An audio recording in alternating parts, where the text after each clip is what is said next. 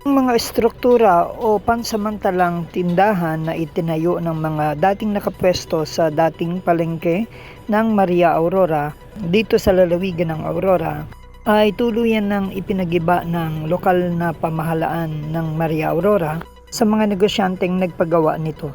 Nililinis na ang harapan ng naitayong bagong palengke.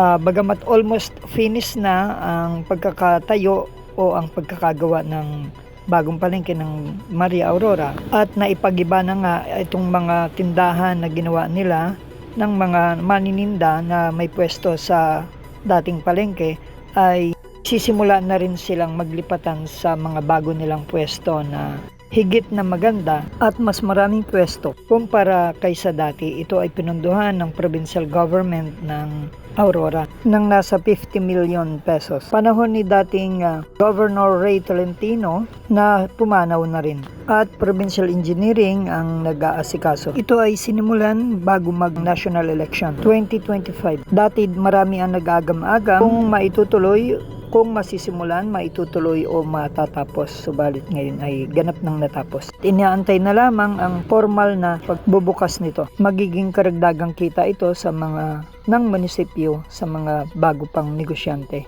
na pupwesto dito sa pagbabayad ng mga buwis o business permits.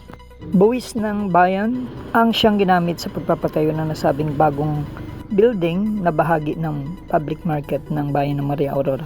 Niling ng lokal na pamahalaan kay dating acting Governor Ray Tolentino.